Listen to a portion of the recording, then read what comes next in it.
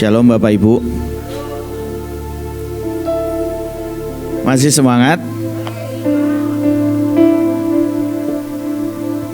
Coba yang semangat lambaikan tangannya. Iya. Semakin ke belakang semakin sedikit. Oke. Pagi hari ini kita akan belajar satu kebenaran firman Tuhan. Saya berharap ini bisa jadi berkat buat kita semuanya, membuat kita jadi orang-orang yang tidak pernah berhenti. Amin. Kita buka dulu di Matius 27. Ini bacaannya agak panjang, saudara.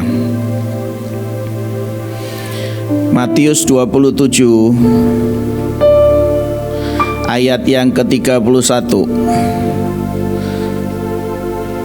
sampai ke 54. Nah, panjang ya. Jarang-jarang kita membaca firman sebegini banyak. Oke. Di layar bisa ditampilkan mungkin supaya jemaat juga bisa membaca. Sudah dapat semua ayatnya? Yang sudah dapat katakan amin. Iya, beneran loh ya, udah dapat tuh, berarti siap baca ya. Ya sudah dimunculkan. Oke.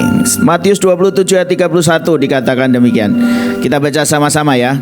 Sesudah mengolok-olokkan dia, mereka menanggalkan jubah itu daripadanya dan mengenakan pula pakaiannya kepadanya.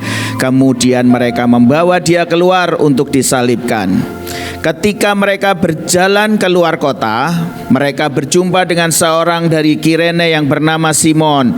Orang itu mereka paksa untuk memikul salib Yesus.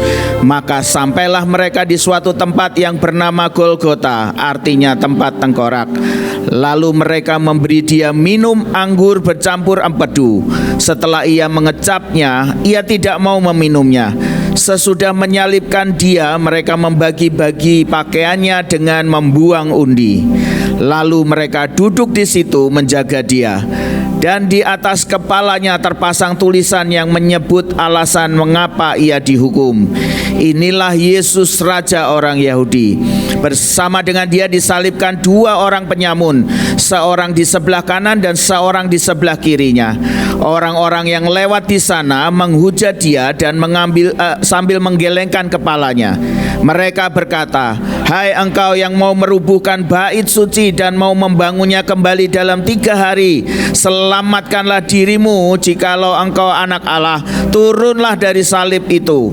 Demikian juga imam-imam kepala bersama-sama ahli Taurat dan tua-tua mengolok-olokkan dia dan mereka berkata, "Orang lain ia selamatkan, tetapi dirinya sendiri tidak dapat ia selamatkan. Ia Raja Israel, baiklah ia turun dari salib itu dan kami akan percaya kepadanya.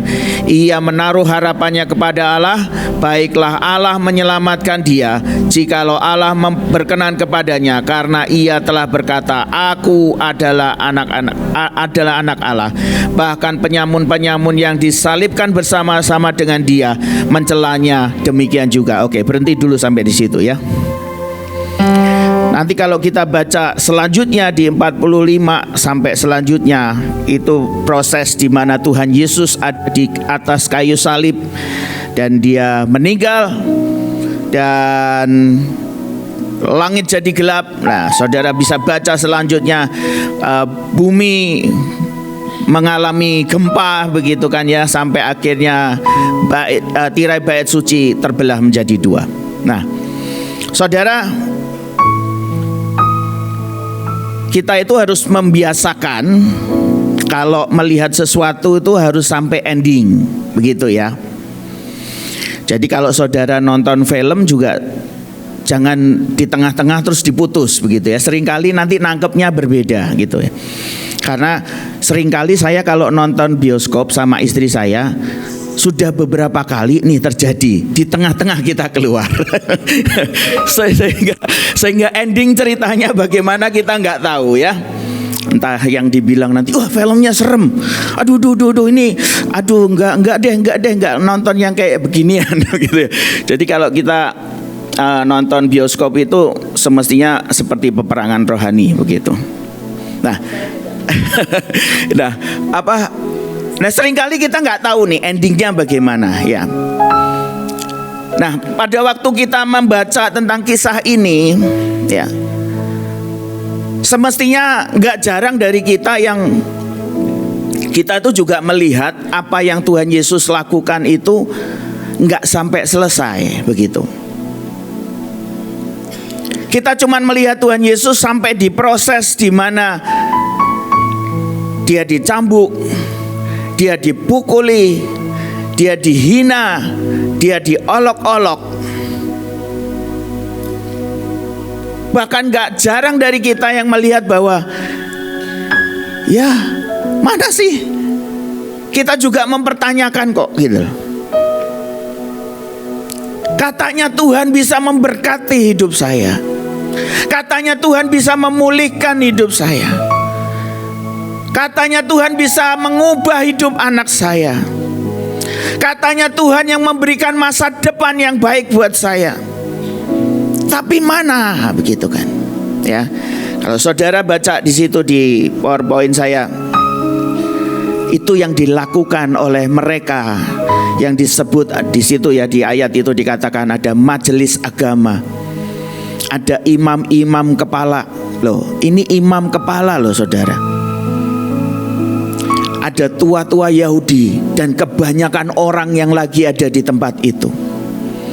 Mereka cuma bisa mempertanyakan mana kuasa Tuhan, mana kuasa Tuhan, mana kuasa Tuhan, mana kuasa Tuhan. Gak jarang dari mereka yang ngomong bahwa katanya kamu ini seperti ini, kamu bisa menyelamatkan orang lain, menyelamatkan dirimu saja gak bisa kok. Mereka mencemooh kepada Tuhan, mereka gak percaya sama Tuhan. Ya, di situ ada saya tulis ayat 11, ayat 40, ayat 41, ayat 42. Tetapi gak jarang juga dari kita yang kita ini seperti tentara-tentara Roma. Pada waktu kita lihat Tuhan Yesus, kita ikut Tuhan Yesus, yang ujungnya dikejar apa? Materi.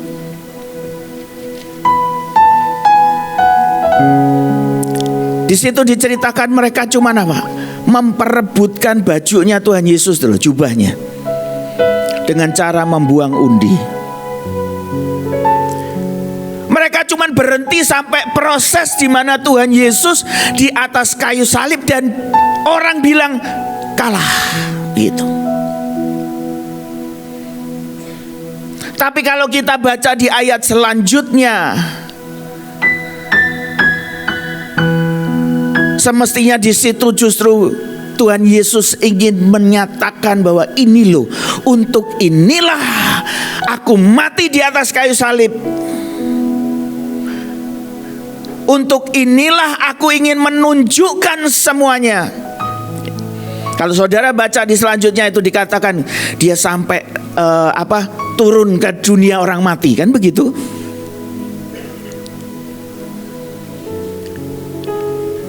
Seringkali kita cuman berhenti, filmnya belum selesai, kita berhenti di tengah-tengah pada waktu orang ngomong bahwa Yesus itu kalah. Tapi kita tidak pernah mau melangkah lebih lanjut lagi, melihat bahwa ternyata di balik semuanya itu ada kuasa yang Tuhan ingin tunjukkan dalam hidup kita.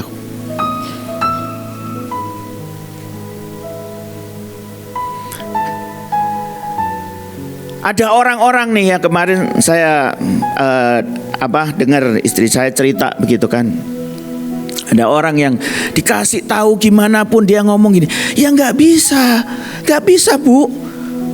Buktinya adalah saya ini paling nggak diberkati dalam keluarga. Loh,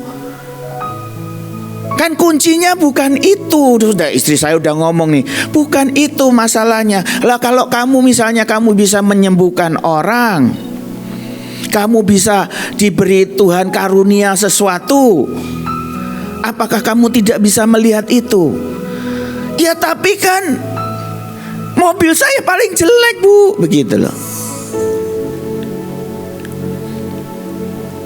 ikut Tuhan Yesus itu prosesnya harus sampai akhir, saudara. Karena kalau enggak, kita akan melihat seperti melihat film itu cuman sepotong. Ya, kalau kita lihat seringkali kalau film-film gitu ya, di tengah-tengah itu kan seringkali yang namanya pemeran utama seringkali kalah begitu ya. Tapi ujungnya, nah itu dibalikkan semuanya begitu.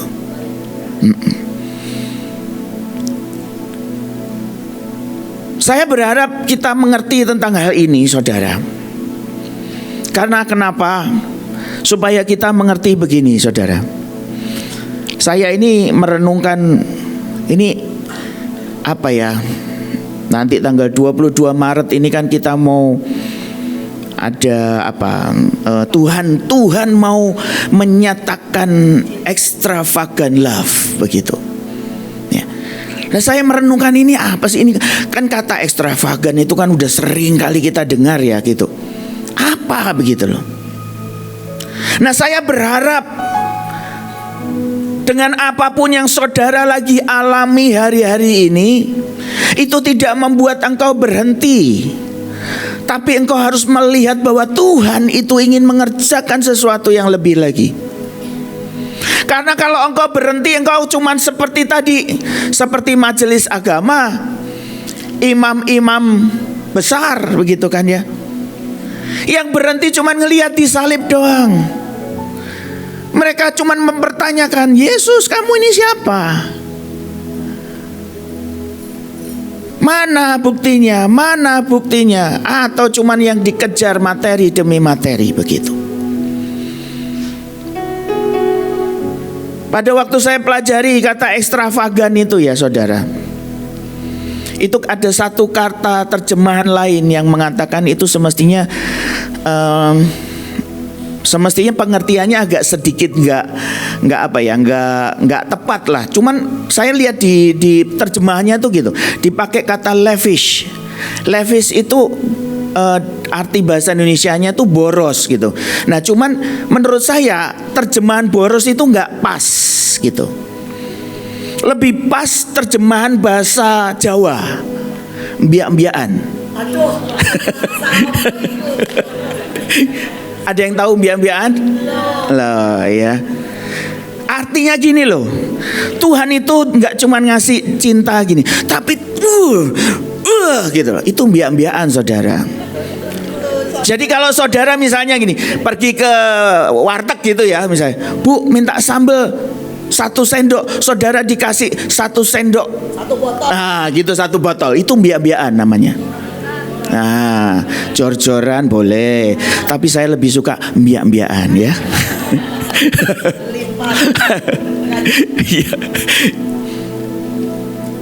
Ada sesuatu yang besar saudara, yang kau nggak bisa nilai, cuman berhenti sampai di situ aja. Tuhan sedang menyediakan yang luar biasa dalam hidup kita. Mungkin hari ini engkau sedang nggak punya harapan, engkau sedang apalah, engkau sedang nggak punya kekuatan, atau engkau mungkin sedang mengalami pergumulan yang engkau bahkan mungkin nggak tahu kapan selesainya. Ya. Seringkali ditulis di sosial media kan begitu, yang namanya masalah itu selalu ada expired date-nya ya. Semuanya ada expired date, pasti akan selesai. Tuhan akan menunjukkan kuasanya dalam hidup kita. Amin. Jadi saya berharap khotbah saya ini saya kasih judul Do It More begitu ya. Kalau saudara sudah memberikan cintamu, ya kasih lagi, lebih lagi. Kalau mungkin saudara sudah gini, ya ini apaan lagi sih, ke passion lagi, harus doling lagi, ya kan? Itu kan sudah dilakukan sekian abad yang lalu begitu. Sudah berkali-kali dilakukan, kenapa dilakukan lagi? Ya artinya kita lakukan sekali lagi, dan kita mau lihat apa semestinya yang Tuhan sudah curahkan buat setiap kita. Amin. Kalau saudara mungkin ini lagi banyak yang pergi ya gitu, ke provinsi lah, ke bangsa-bangsa lah. Kalau sampai disuruh ke bangsa-bangsa lagi,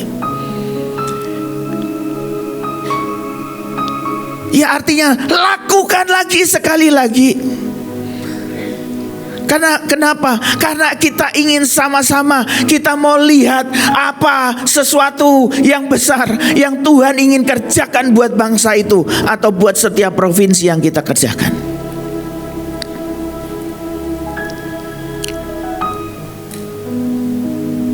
Saya aja sedang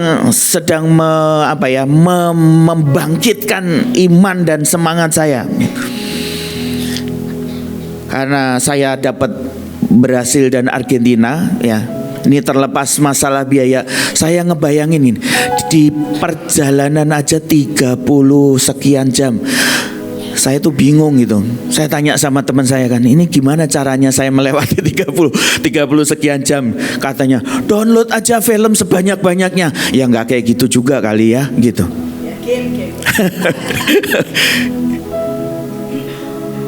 Buat ngebayangin perjalanan aja semestinya secara jasmaninya saya aduh gitu. Cuma setiap kali saya kemarin, jadi ceritanya isi cawan udah janjian begitu kan, tim saya belum ada yang datang. Nah biasanya kalau kayak gitu saya nunggu gitu, tapi nggak tahu kenapa tiba-tiba di dalam hati saya ngomongin enggak, ayo mulai nyembah. Saya di depan tabut sendirian, saya mulai nyembah. Saya cuma ngomong, Tuhan please, ayo sekali lagi Tuhan, aku mau berjalan bersama dengan Engkau. Sekali lagi aku mau melihat keajaiban yang dari Engkau. Ya, kita akan sama-sama lihat saudara, ada beberapa PowerPoint yang halaman ketiga. Ya, saya tulis di situ, don't stop but start to do it more. Ayatnya udah biasa kita baca ya. Dan siapapun yang memaksa engkau berjalan sejauh 1 mil, berjalanlah bersama dia sejauh 2 mil ya. Jadi kalau nanti gak tahu nih, mungkin tahun 2026 Bu In ngomong, ayo kita bikin lagi di Passion, saudara mau lakukan atau enggak? Ya kan? Belum nangkep berarti. Nanti misalnya tahun 2026 Bu In ngomong ini Extravagant Love versi kedua. Saudara mungkin mikir, lah yang kemarin versi pertama kenapa gitu? Lah kenapa sih orang cuma tinggal langkah sekali lagi kok? Kita tinggal lakukan itu aja ya. Selanjutnya, ini ada sesuatu yang menarik saudara. Saya mendapatkan ayat ini ya di Lukas 1 ayat 3 sampai 4, ditulis demikian. Karena itu setelah aku menyelidiki segala peristiwa, jadi si Lukas itu menulis di kitab Lukas itu ya, dengan seksama dari asal mulanya, aku mengambil keputusan untuk membukukannya dengan teratur bagimu. Jadi kalau saudara mungkin baca di Matius, Yohanes, Markus, mungkin menurut dia tidak teratur gitu. Dan si Lukas ini ngomongnya seperti itu, membukukannya dengan teratur bagimu, supaya engkau dapat mengetahui bahwa segala sesuatu yang diajarkan kepadamu sungguh benar ya. Kalau saudara ingat khotbah saya yang kemarin tentang murid-murid Tuhan Yesus, saya sempat mempelajari ya, ada satu referensi yang mengatakan bahwa Lukas ini tidak termasuk di tengah-tengah situ ya. Kenapa? Karena ada satu referensi yang mengatakan bahwa Lukas ini baru bertobat pada waktu dia ketemu dengan Paulus ya. Jadi dia ceritanya itu dikumpulin semua sama dia, dan dia melakukan lebih dari semuanya. Dia susun, dia atur semuanya dengan rapi. Dan tujuannya adalah apa? Supaya engkau dapat mengetahui bahwa segala sesuatu yang diajarkan kepadamu sungguh benar. Dia melakukan ekstra kok. Dia melakukan lebih. Gak cuma dia tulis apa yang dia dengar, tapi dia susun semuanya dengan baik dan teratur. Untuk apa? Untuk memudahkan saudara dan saya sekarang membacanya, begitu.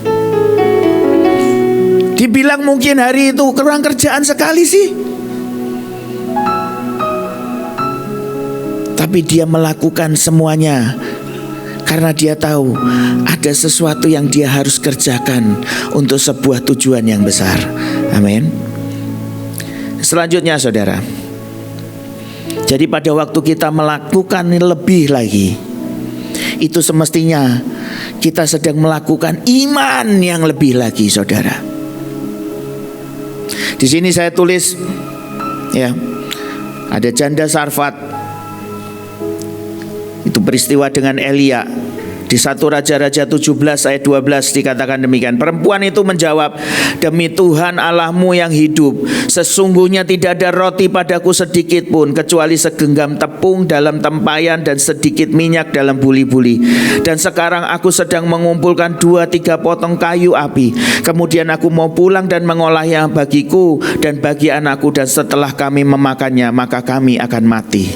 Ya, saudara tahu setelah peristiwa itu yang terjadi, ya ini gak mati kok, justru dia mendapat kelimpahan habis itu, ya. Tapi ada sesuatu yang dari janda ini lakukan kok. Dia mentaati apa kata Nabi Tuhan, gitu.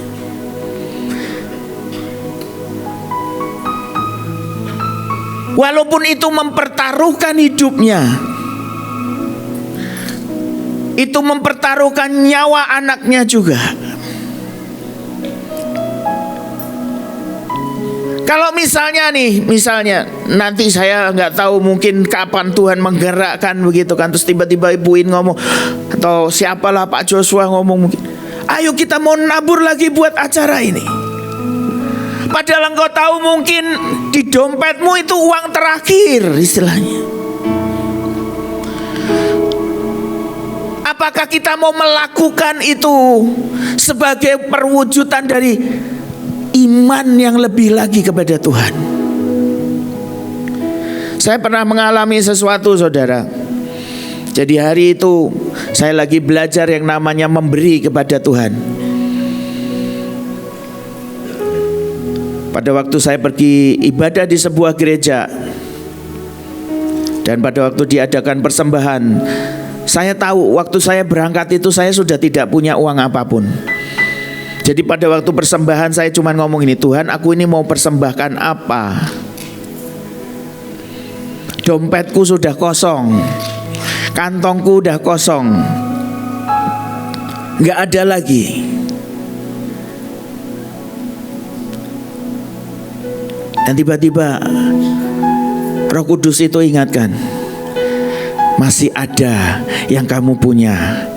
Dan saya teringat dengan sebuah barang yang hari itu saya bawa waktu ke gereja.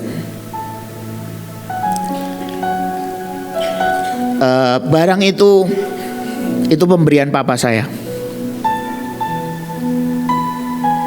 Dan saya tahu, Tuhan, ini pemberian papa saya. Walaupun istilahnya dengan sangat berat, saya bilang, kalau memang aku harus persembahkan ini, kasih ini buat korban buat Tuhan, aku masukkan ke kantong persembahan. Walaupun mungkin ya saudara, kalau itu dijual harganya juga nggak terlalu yang mahal sekali lah. Tapi itu merupakan satu langkah lebih lagi yang membuat saya sampai hari ini saya melihat bagaimana cara Tuhan menunjukkan kasih setianya. Kalau seperti peristiwa janda Sarfat ini, saudara, mungkin hari itu at the end of everything dalam hidup saya mungkin. Tapi pada waktu saya berikan itu, ternyata Tuhan tunjukkan hidupmu belum berakhir kok, nak. Dan aku masih mengerjakan mujizat demi mujizat, perkara-perkara yang dahsyat dan ajaib lebih lagi. Contoh yang kedua, saudara, ini entah kenapa contohnya semua janda ya saudara ya, bukan dengan sengaja begitu. Ya. Enggak, Bu. Dijauhkanlah kiranya lah, Bu, ya. Memang kebetulan contohnya seperti itu. Di 2 Raja-Raja 4 ayat yang keempat dikatakan demikian. Ini kali ini kisah tentang seorang janda, tapi bukan dengan Elia, tapi dengan Elisa, begitu ya. Kemudian masuklah, tutuplah pintu sesudah engkau dan anak-anakmu masuk. Lalu tuanglah minyak itu ke dalam segala bejana, mana yang penuh angkatlah. Ya. Saudara tahulah cerita ini begitu. Bagaimana janda ini terlibat dengan hutang dan lain sebagainya. Bagaimana keadaan ekonominya.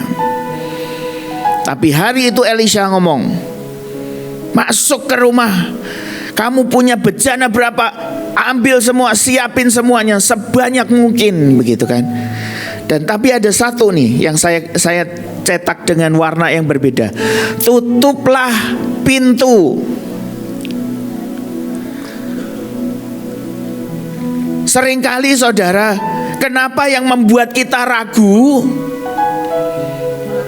Ya, itu makanya saya tahu pada waktu Ibu In cerita tentang perjalanan ke Israel, dia gak mau dengerin siapapun.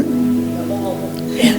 Dia tutup pintu. Kenapa? Karena suara yang dari sekelilingmu itu yang seringkali membuat perjalanan imanmu dengan Tuhan itu goyah.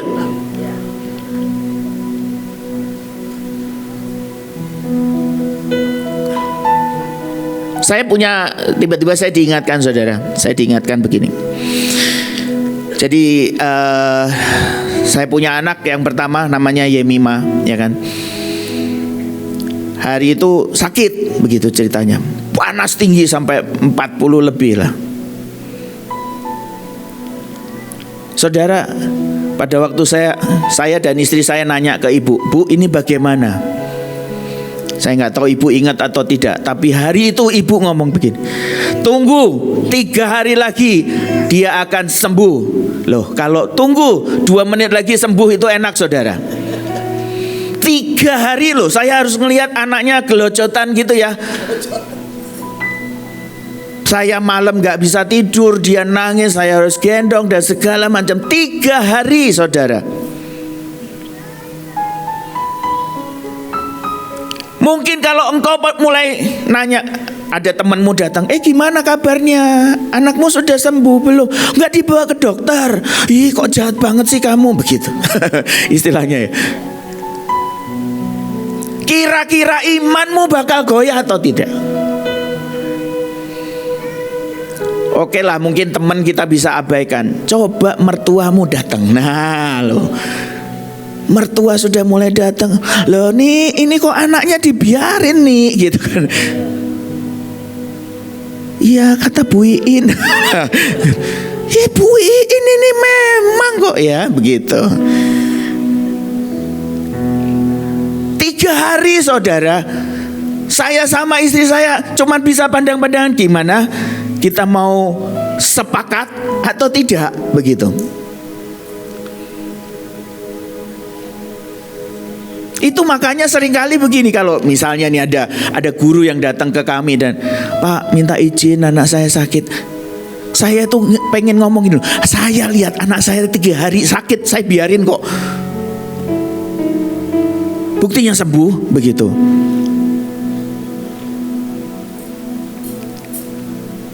Yang istilahnya cuman meler dikit aja, saya gak masuk ya Pak, nungguin anak saya sakit gitu. Tapi 3 hari itu langkah iman sekali lagi. Dan saudara mau tahu endingnya? Itu gak dibawa ke dokter, gak minum obat apapun. 3 hari panasnya langsung turun. Dan setelah itu mak bapaknya yang tepar jatuh sakit. 3 hari soalnya kita gantian terus jagain 3 hari gantian. Sampai akhirnya anak saya diungsikan ke rumah kakak saya, begitu kan, karena kami berdua sakit gitu ya. Tapi itu loh yang seringkali membuat perjalanan iman kita bersama dengan Tuhan, perjalanan pribadi kita dengan Tuhan itu goyah. Karena apa? Suara dari sekelilingmu. Itu makanya Elisa tahu, dia ngomong, tutup pintu. Tutup pintu. Percaya aja lah. Ya. Do it more. Kerjakan lagi. Jangan cuman berhenti sampai di situ. Selanjutnya saudara, hari ini saya sama siapa? Bu Liani. Oh, Imelda. Oh, luar. Pantas dia udah menunjukkan aura nggak sabar begitu ya. Pengen menerkam saya. Cepetan Pak, cepetan begitu. More action. Nah ini ya kan. Nanti disuruh apa lagi ya kan. Tahun lalu kan Pak Joshua ngomong, kita tahun ini tuh kayak enggak ada jeda sama sekali gitu. Istilahnya orang lari baru udah lari lagi, baru lari lagi begitu kan ya. Ya kita nggak tahu. Tapi itu yang kita bisa kerjakan kok. Itu yang kita kerjakan. Ya. Orang sakit di kolam Bethesda. Nah ini sesuatu yang berkebalikan ya. Jawab orang sakit itu kepadanya, Tuhan, tidak ada orang yang menurunkan aku ke dalam kolam itu apabila airnya mulai goncang, dan sementara aku menuju ke kolam itu orang lain sudah turun mendahului aku. Yohanes 5 ayat ke-7. Ini orang menurut saya ya, dia bukannya melakukan sesuatu, tapi dia justru ngomel. Seberapa banyak dari kita yang ternyata juga kayak gitu. Mungkin gak dipungkiri juga respon saya pertama kali juga seperti itu kok. Disuruh ini, disuruh itu, dikasih tugas lagi, dikasih tanggung jawab lagi. Apaan sih? Aduh. Buktinya mana? Buktinya ini gak jadi-jadi. Buktinya begitu. Kalau kemarin sempat disinggung, Mahanaim pernah dikasih kepercayaan gunung emas, tanah yang ada emasnya. Enggak pernah ada. Nanti kalau dikasih lagi, apa? Ya kan? Apa? Kalau misalnya kitanya cuman halah gitu, ya sama aja sama si orang sakit yang di kolam Bethesda ini. Tapi kalau sekali lagi kita kerjakan saudara, ya, kita akan lihat hasil yang luar biasa kok dari Tuhan. Saya ini kalau di sekolah saya selalu mengajari ke orang-orang di bawah saya ya. Saya selalu bilang begini, ini kayak ahli apa filsuf begitulah ya. Saya itu percaya dengan Roh Kudus, saya bilang. Roh Kudus itu selalu dilambangkan dengan air, saya bilang. Dan air itu kalau dituangkan dia selalu akan mencari jalan keluar. Benar? Benar ya? Mau kayak apapun dia akan mentok sini, dia belok. Dia akan cari jalan yang lain. Ya. Perjalanan kita sama Tuhan juga sama kok. Mungkin ada saat-saat sepertinya kita lihat itu Tuhan cuman berhenti di atas kayu salib, stop di situ. Tapi semestinya masih ada cerita selanjutnya.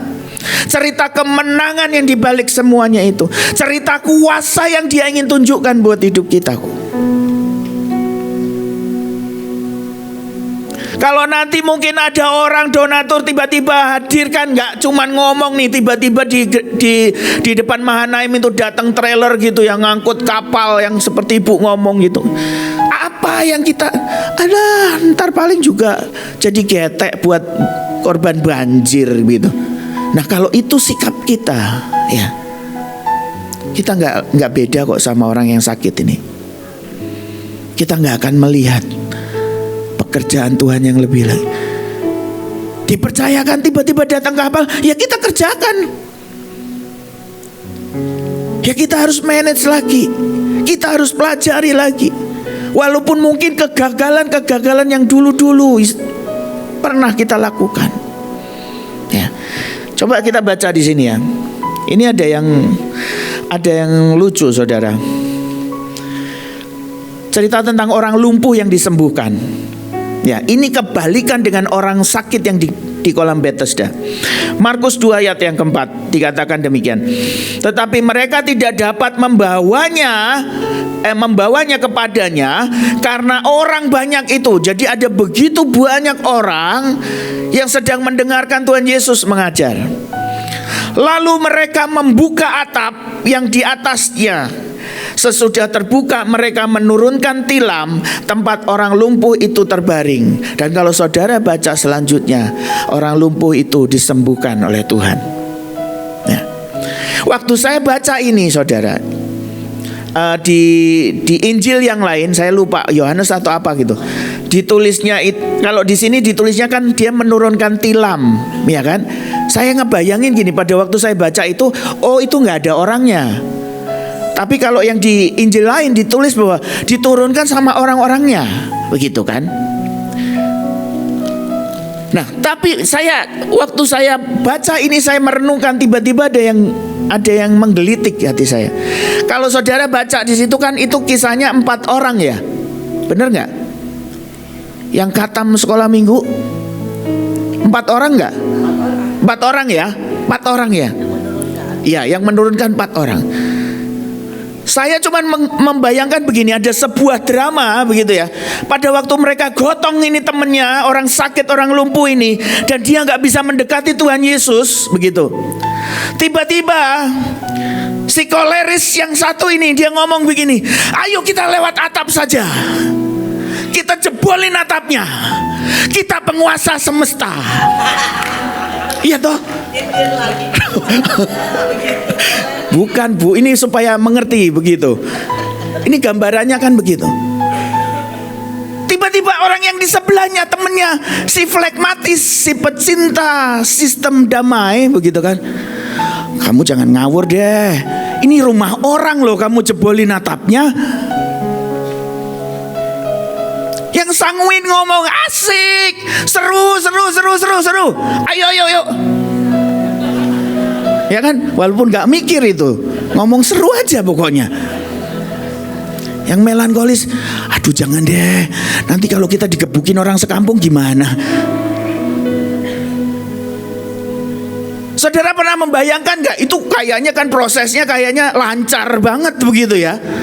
Langsung dibawa ke atap, atapnya dibuka, diturunin begitu. Menurut saya hari itu pasti terjadi perdebatan. Pasti terjadi perdebatan. Tapi entah apa yang membuat, ya menurut saya tetap karena ada si koleris ya begitu ya. Ujungnya pada waktu mereka lakukan itu, coba kalau misalnya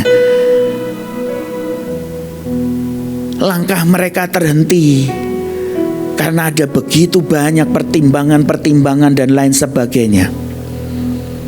Ada keengganan mungkin, ada kesungkanan atau apapun. Hari itu mereka tidak akan melihat mujizat yang dari Tuhan.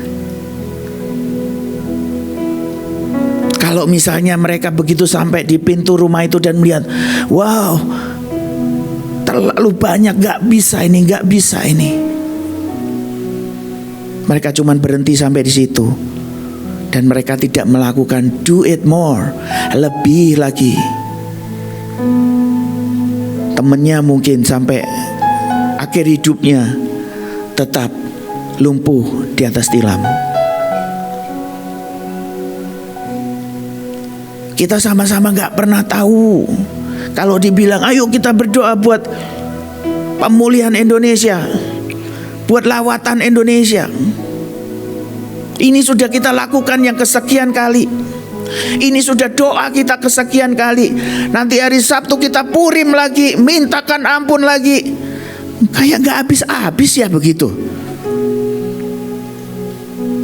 Tapi biar ini jadi sebuah langkah yang sekali lagi kita lakukan, kita kerjakan. Karena apa? Kita mau melihat cerita selanjutnya sampai ending.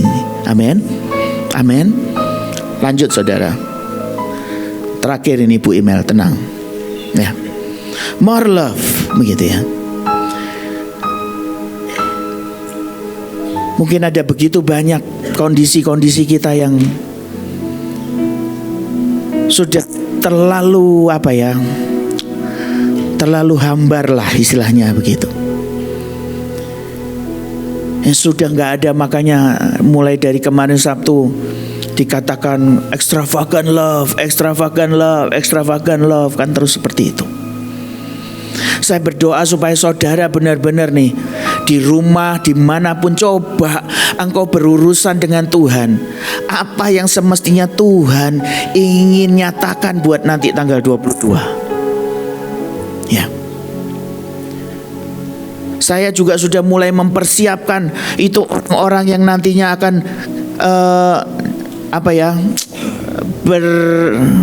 menyambut di pinggir-pinggir jalan itu, ya kan. Supaya setiap cucuran keringat mereka, setiap gerakan mereka itu tidak ada yang sia-sia begitu loh. Kenapa? Karena mereka lakukan itu dengan sebuah pengertian yang dari Tuhan. Ya. Di sini saya kasih contoh saudara. Perempuan yang meminyaki kaki Yesus di Lukas 7 ayat yang ke-38. Sambil menangis ia pergi berdiri di belakang Yesus dekat kakinya, lalu membasahi kakinya dengan air matanya dan menyekanya dengan rambutnya. Kemudian ia mencium kakinya dan meminyakinya dengan minyak wangi itu. Ya. Kalau saudara pernah dengar khotbah yang lain, mungkin dikatakan itu minyak yang sangat-sangat mahal begitu kan. Tapi semestinya ini, menurut saya ini perempuan ini meresikokan dirinya juga. Setahu saya itu hukumnya nggak boleh begitu loh. Deket-deket dengan Tuhan seperti itu, terus tiba-tiba dia nangis, dia basahin kakinya. Kan di situ dikatakan. Terus dia seka dengan rambutnya, dia ciumin, dia minyakin begitu. Dia meresikokan hidupnya untuk mengerjakan semuanya itu.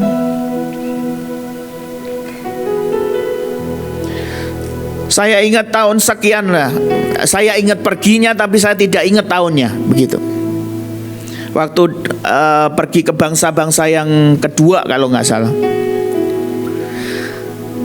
Saya harus berangkat ke sebuah negara di Afrika yang sejujurnya pada waktu saya sekolah saya nggak pernah tahu itu negara di mana. Ya, saya harus berangkat ke Guinea Bissau. Itu perjalanan sejujurnya itu sama seperti perjalanan panjangnya ya, panjang lamanya itu sama seperti kalau kita perjalanan ke Argentina atau Brasil ini. Karena saya ingat itu saya harus transit di Dubai ke satu negara di Afrika saya lupa begitu. Terus nanti baru sampai mendarat itu di Senegal. Itu mendaratnya bukan di Guinea Bissau. Itu aja sudah 2 hari saya naik pesawat. Dari Senegal saya harus nyebrang ke negara yang namanya Gambia. Dari Gambia saya harus nyebrang lagi baru nyampe di Guinea Bissau. Jadi total perjalanan semestinya itu 3 hari saudara. Dan hari itu kalau sekarang nih ada tim saya ada 4 orang itu kan lumayan ya. Hari itu kita cuma berdua seperti murid Tuhan Yesus diutus berdua. Ya. Dan teman satu tim saya adalah orang yang paling hebat adalah mama saya sendiri. Ya. Kita cuma berangkat berdua saudara. Kalau dulu pernah saya kerjakan dengan begitu passionate begitu. Kenapa yang sekarang tidak begitu kan? Harusnya saya kerjakan lebih lagi.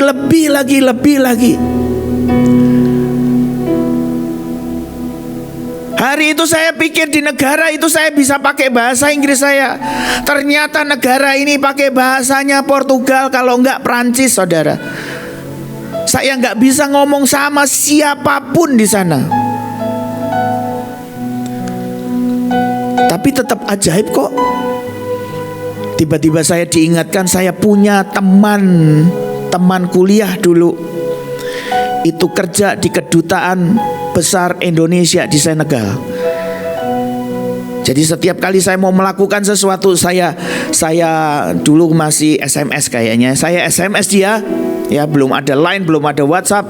Saya SMS dia, tolong kamu ngomong sama orang ini, sama si supirnya, kasih tahu ya, gitu, apa yang harus dikerjakan, begitu.